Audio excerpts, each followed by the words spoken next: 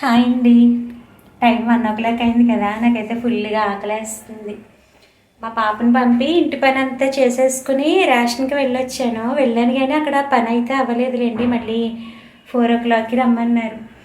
నేనైతే చెప్పాను కదండి డైట్ చేసుకుంటున్నానని. మార్నింగ్ ఒక దోశ తిన్నాను, మళ్ళీ ఇంకేం తీసుకోలేదులేండి. ఇదిగోండి నాది బ్రౌన్ రైస్ కుక్ అవుతుంది.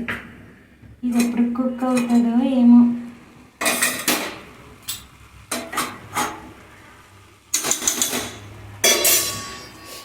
బ్రౌన్ రైస్ ఫస్ట్లో అయితే కుక్కర్లో పెట్టేసేదాన్నండి. ఇప్పుడైతే ఇలా డైరెక్ట్గా వండుకున్నాను. ఎందుకంటే కుక్కర్లో కన్నా కూడా మనకి ఇలా డైరెక్ట్గా వండుకుంటేనే టేస్ట్ ఎక్కువ బాగుంది, బాగా ఉడుకుతున్నది కూడా.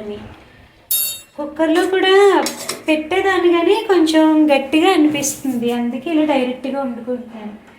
కర్రీ కూడా ఏం చేయలేదులేండి. నిన్న సాంబార్ పెట్టాను కదా, అది కొంచెం మిగిలింది. ఇదండి ఈ క్వాంటిటీలో మిగిలింది. ఇది పోటీకి వేసుకుని తినేస్తే సాయంత్రానికి ఇది కొంచెం ఉంటుంది కదండి. మా హస్బెండ్ కూడా సాయంత్రం వస్తారనమాట క్యాంప్ నుంచి.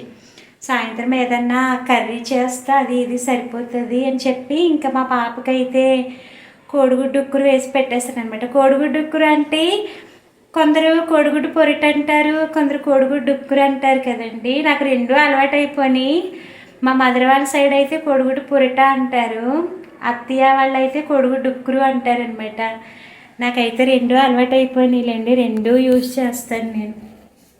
మా పాపకి అలా కోడిగుడ్డు ఉక్కురు వేసి పెట్టేసాను. ఇంకా నేను ఇప్పుడు తినాలి, నాకైతే ఫుల్ ఆకలి వేస్తుంది. చెప్పాను కదండి మార్నింగ్ ఒక దోశ తిన్నాను, అప్పటి నుంచి ఇప్పటివరకు ఇంకేం తీసుకోలేదనమాట.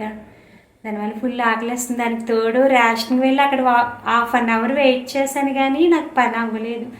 మళ్ళీ 4 o'clockకి రమ్మన్నారు. నా ఫేస్ చూస్తే అర్థమవుతుంది మీకు. కాళ్ళు చేతులు షేక్ వచ్చేస్తున్నాయి నాకు. ఆకలి ఒకటి, కాళ్ళు చేతులు కూడా ఎందుకు షేక్ వచ్చేస్తున్నాయి, వణుకుతున్నట్టు అలా.